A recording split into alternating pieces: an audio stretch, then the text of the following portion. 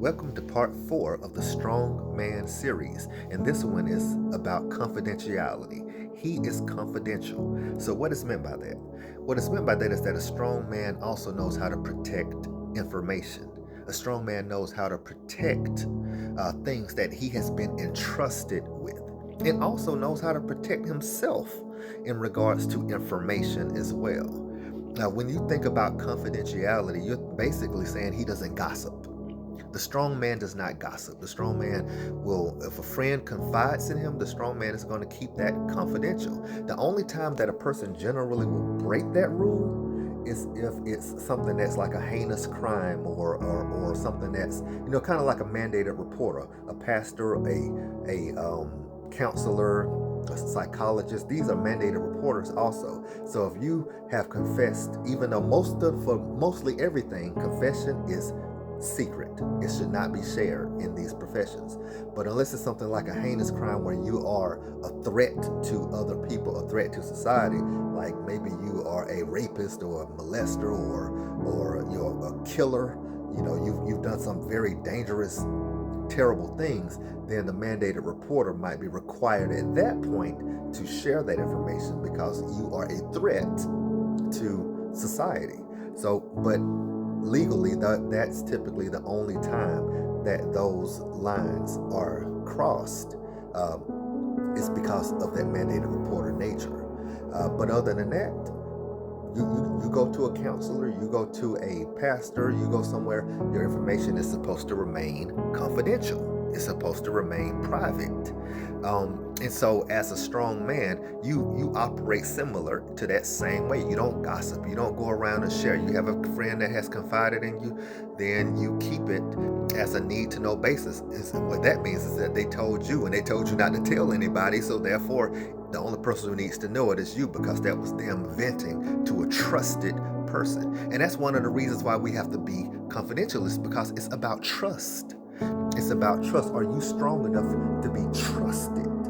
Imagine if one of your friends told you something, and you went and told somebody else, and now it's being spread all around the place, and it gets back to their ear. And now they're like, hold on, you're the only person I told. Why did you share what I told you? Now you look really bad because you are too weak to be trusted. You can't be trusted because you don't know how to protect information. So a strong man is very slow to share information. Even when it comes to sharing information about yourself. Let's just say if you are having family problems, relationship problems, financial problems, you keep that to yourself as a strong man, because ultimately at the end of the day, it's going to make you look bad. And you're thinking, as a strong person, you're thinking about strategic. You're thinking about the future, not just right now. That's another part about confidentiality, is that it's about the future, how it affects the future, not just how you feel right now in the moment. Because the feelings that you have in the moment are what caused you to blurt it out. I just got to get it out. I just got to get it out. The feelings in a moment. But a strong man puts his logic above his feelings. He puts his logic and his strategic thinking above his emotion. In emotion, you might have a situation and you want to just blast it out on social media or on some public forum. And then imagine sometime down the line, when you're trying to present yourself as a professional, as a leader, as a trustworthy person who can guide a project, as somebody who can be entrusted with other things, that same person that you're trying to present yourself to can see what you put online, and now they're going to say no. They're going to turn down your business. They're going to turn down your opportunity because of what they saw. They saw that you were messy in a sense.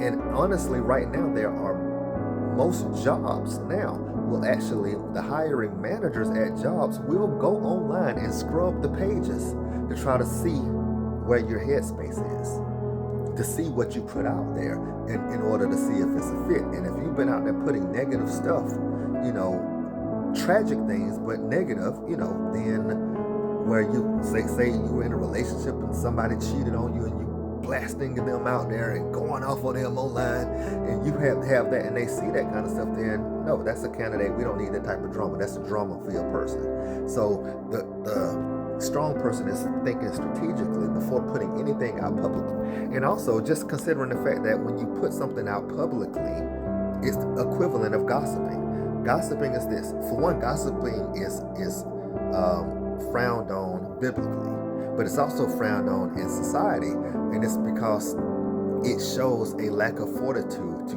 keep information safe. It shows a lack of fortitude in the ability to keep information safe. So whether you're gossiping to somebody one-on-one, hey, guess what this person did? Guess what they did? Guess what they did? Putting it online is the same thing.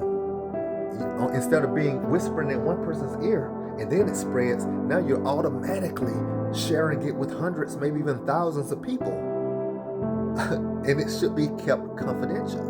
And the type of things that should be kept confidential are vast, from your income, your personal information, relationship stuff, to some extent, like, conflicts, whether it's relationship, whether it's family, whether it's job, your conflicts, the negative things. You have to think about what could be used against you in the future. At the end of the day, it boils down to what can be used against you. If it's something that can be used against you negatively by perception, forget about the truth about it. It might be more complicated than that, but just think about public perception of what it looks like and how it can be used against you. And if it's something that can be used against you, then it should not be shared. It should not be shared.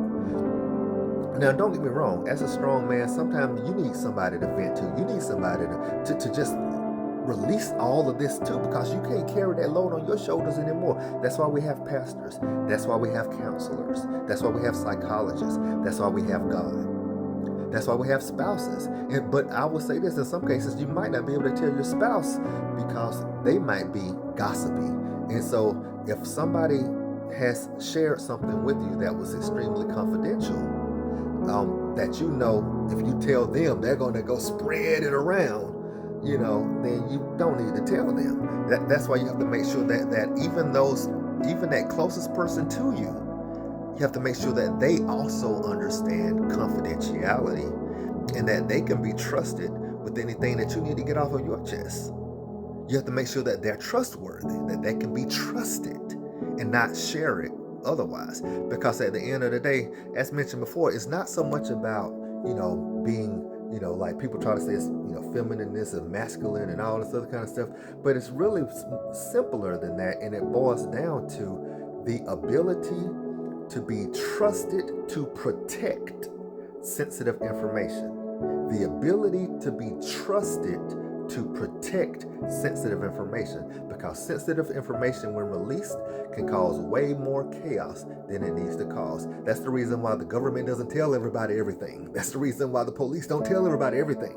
It's because so much information, if it were to be leaked to the public would crumble and fall apart and go into madness, stampeding and everything. So they keep certain information private for a reason. And as a strong man, you have to understand that value of keeping appropriately sensitive information protected. And that's part of being a strong man.